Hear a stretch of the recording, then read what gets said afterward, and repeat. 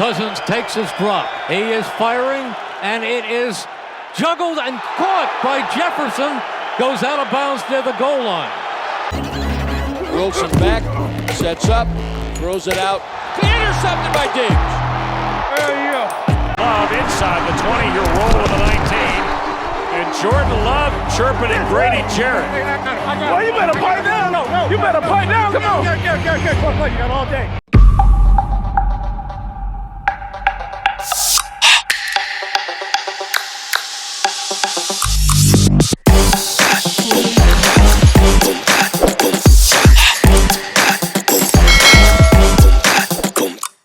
All right, everybody, welcome to the Backseat Huddle podcast, episode 59. It is Thursday, my dudes. Which means I am grading teams this week, and I am once again handing out awards. So today, I am grading NFL teams using the no rules rating system, which means I'm rating them however the hell I want, and it's not always going to be making sense. And I'm also going to be handing out awards based on 2 weeks worth of data, worth of information, worth of play. So I'm going to be doing both of these things every week.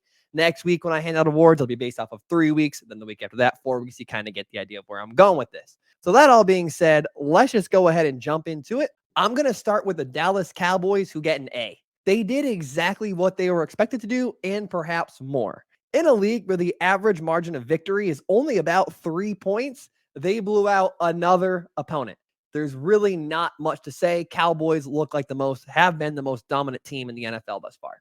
Tampa Bay Buccaneers get a B+. Almost forgot that plus there. I liked a lot of what I saw from them on Sunday.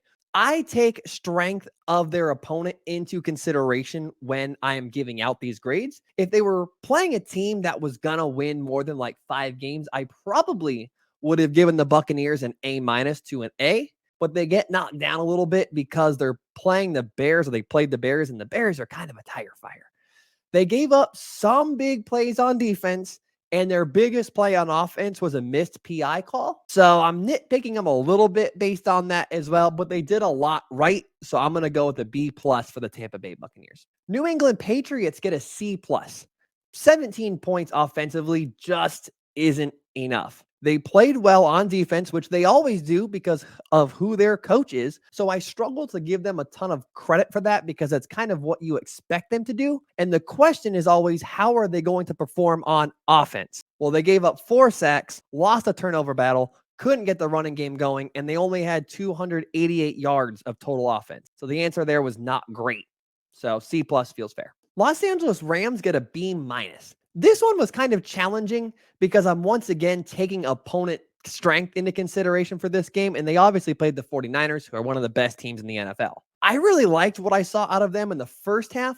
In the second half, they just got out-talented, if that makes sense, and they only scored 6 points in the second half. The 49ers are the Rams' kryptonite anyway, and they regularly struggle against them, so that also has to be taken into consideration. They'd get a B+ to an A- based on the first half, but they just got outclassed after the break, so B- it is. 49ers get an A-. My expectation for the 49ers are completely skewed, and I'll admit it. When I was writing this, my first knock against the 49ers this week was, well, they gave up 23 points. Like, that's not a lot in today's NFL, and yet here I am trying to use it against them. So my expectations for them are a little bit messed up. They once again displayed why they're my choice to win the Super Bowl this year. They just do everything well. They don't really have a hole in their roster, and they do everything exceptionally well. But I am concerned about their health. They're already dealing with some nagging injuries out of Brandon Ayuk and Deebo Samuel. So we'll see how those go, but A- it is for the 49ers.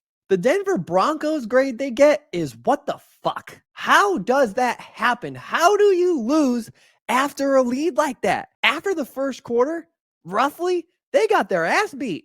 They got outscored 32-12 after they went up by 18 points. There is just no excuses for them to lose this game. The Washington Commanders grade is, what the fuck?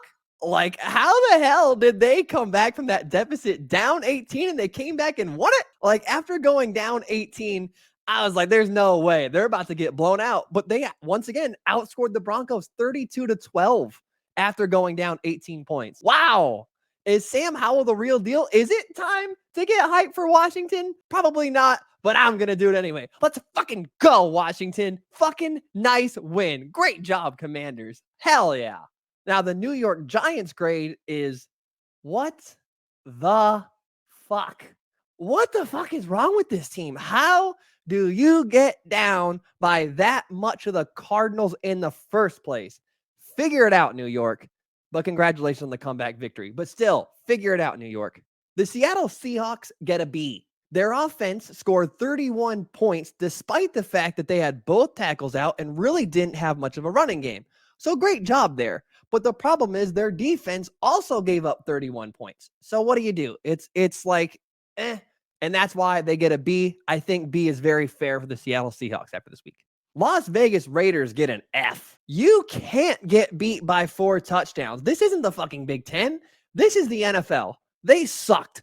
End of story. Moving on. I'm giving the Detroit Lions a B. It felt like to me that the Lions were the better team early, and then they just started making mistakes. Their offense played remarkably well, and they did just about everything well on that side of the ball. They protected Jared Goff well, and he was remarkably efficient despite throwing the interception. They ran the ball well, and David Montgomery had holes to run through. They had their expected offensive creativity, scoring a touchdown on a flea flicker, but they also gave up 31 points defensively. That's going to get you beat most weeks, and it got them beat this week too.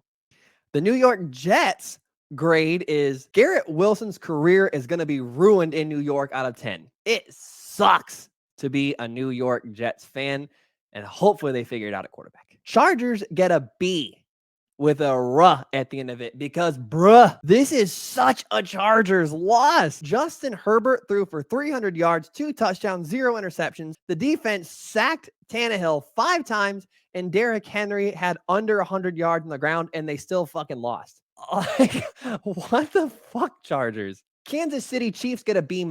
I don't think the Kansas City Chiefs did really anything that well on Sunday. In my opinion, the Jaguars lost that game a hell of a lot more than the Chiefs won it. The Chiefs did enough to win, which deserves commendation, but losing a turnover battle, barely running the ball, and hoping to hold the other team to 9 points is not a repeatable way to win. They'll figure it out eventually, but honestly, the Chiefs just aren't good at this minute. The Jacksonville Jaguars get a C+.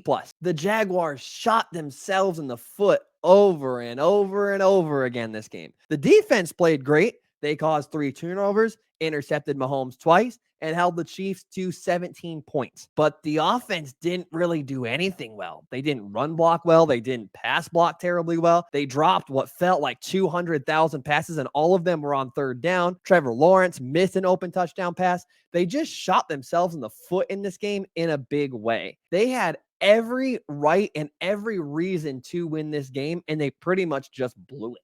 Tennessee Titans get a B for boring. I hate the way this team wins. Ryan Tannehill is the pinnacle of average, and he is being carried by great coaching and a great running back. They won this game because they were great on 3rd down defensively and connected on 2 big pass plays. Fuck this team. I hate this team, and I hate you for liking them. Fuck you, Colton. Miami Dolphins get an A-. They played a really complete game, and they played a lot better defensively than they did last week. The offense performed to its usual efficiency, and they were about as efficient as one can hope to be playing against a Bill Belichick defense. They really just played really well all around. 0 complaints for me from the Dolphins this week. A- is spot on. The Bears get an F. I don't know. I don't know how their game with the Buccaneers was only a 10-point loss. If you look at the box score, the Buccaneers whooped their ass. They got outgained by 200 yards, lost the turnover battle 2-0, gave up 6 sacks, and lost a time of possession battle by 10 minutes. They got shredded by Baker Mayfield and gave up 120 yards on the ground. They were awful. I don't get how that was only a 10-point loss. Buffalo Bills get an A+. I didn't watch this game, be honest with you. But if you beat a team by 4 touchdowns, you did something right. Josh Allen completed his first 11 to 12 passes, and they just beat the hell out of the Raiders. You get an A+ if you beat a team by 4 touchdowns, bar none. The Browns get a C+. Sloppy ass start, sloppy ass middle, sloppy ass game. interception on the first play. Then they turned around and got an interception on a short field that resulted in a missed field goal. Fumbled the 4th down play that resulted in a turnover on downs. Just sloppy play and dumb penalties out of this team. Deshaun Watson, washed. Nick Chubb, hurt. It's just all bad right now in Cleveland, except for the defensive line. Those dudes are dogs. And lastly, Steelers' grade is TJ Watt, George Pickens, and everybody else, because that's what the team feels like right now. Where's the rest of their team? Who on this team besides those two is actually good? Pickett, the quarterback, is back there getting the shit beat out of him, and the defense, as we know, falls apart without TJ Watt. So those are my grades for this week.